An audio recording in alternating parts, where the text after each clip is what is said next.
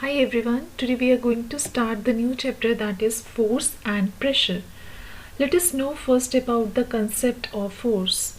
Student, in all the situations of our daily life, suppose I am taking the example like if we are moving a book placed on a table, or if we are opening a door, if we are lifting a bucket with the water, opening a drawer, kicking a ball, hitting the ball with the bat.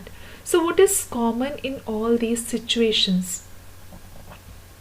In all these situations, either we are pushing or pulling. Okay, so to move a book, we push it or pull it. Similarly, to open a door, we either push it or pull it, or to kick the ball, even we push it. So to move an object, either push and pull is required. So what is force? Force is nothing else but the push and pull of an object. Okay, that is called force.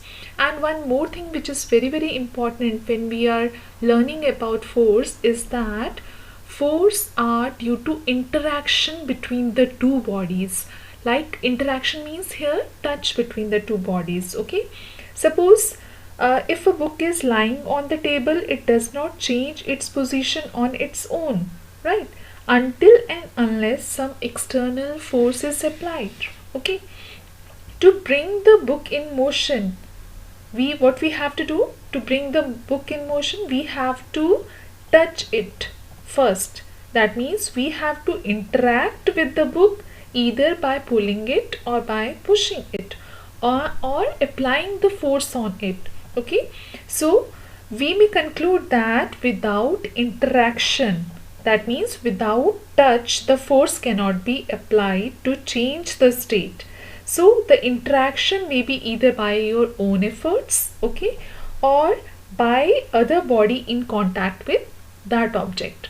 I hope you are able to understand the concepts of force now. So what is force? It is the push and pull on an object, and it is due to the interaction between the two bodies. Now let us come to know about what are the effects of the force. Okay, first, the force can cause motion in a stationary object. Stationary object means the object which is at rest. So it makes the stationary object to move. Okay, we will learn in detail about each effects of force further. Fine. So what is the second effects of force? That force can stop a moving object, right? Third one is force can change the direction of the motion of the moving object. Okay, and then force can change the speed of the moving object, and the last one is force can change the shape and the size of the object. Got it?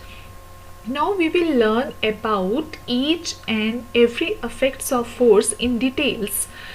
Okay, let us come to the first one. Force can cause motion in moving object. Look at all these three pictures.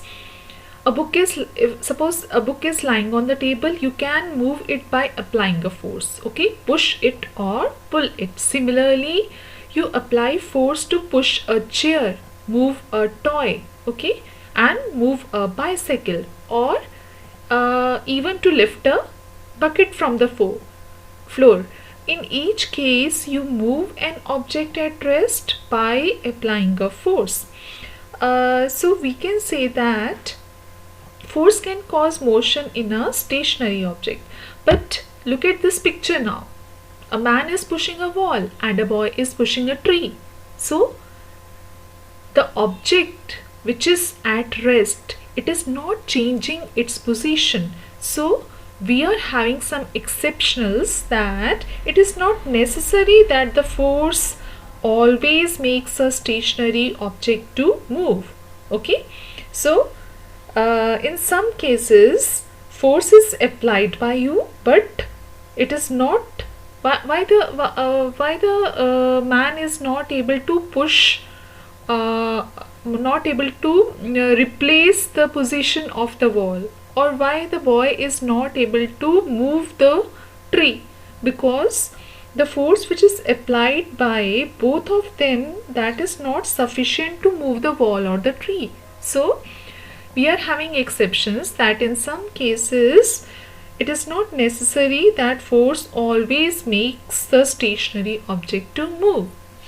Okay, I hope you are able to understand with the diagram the first effect of the force. Now come to the second effect of the force, that is force can stop a moving object. Okay, so when a football player, I hope you all like the football matches and even the cricket matches. So I'm taking here the example of football match. When a football player kicks the football towards the goal, so what the goalkeeper do? The goalkeeper applies the force to stop the ball. Okay, and in the similar case, like when you are playing the cricket match also, when the batsman hit the ball, then immediately what the bowler or the other fielders, they grab the ball, they stop the ball. Okay, similarly when you apply brakes, what happen when you are riding a bicycle and when you are applying a brake, what happen? Immediately the bicycle get stop. Okay, in the same way a rotating top or a moving ball can be stopped by applying a force. So force can stop a moving object. Okay, now come to the third one, that force can change the direction of motion of the moving object. Right, suppose here we are able to see when a batsman hits the ball with his bat, the direction of moving ball changes. Okay, similarly when a tennis player returns a service, then he or she uses the force to change the direction of the ball. So the force can change the direction of the motion of a moving object. Right, now the next one is force can change the speed of the moving object. Like if the boy is pedaling more, that means the speed of the bicycle get increased, and if the boy is pulling the swing, okay, in the backward, more towards the backward, then obviously it will swing in the more in the forward direction. Okay, so similarly in these two examples we can say that force can change the speed of the moving object as well. Now the last one is that force can change the shape and the size of an object. When you fold a piece of paper or clothes, okay, when you knead flour or squeeze a tube of paint or toothpaste, in all these examples you apply force to change the shape and the size of the object. So force can change the shape and the size of the object. I hope you are able to understand all the effects which we had discussed right now. In the next session we will learn about what are the various types of force. Okay, till then stay blessed and take care.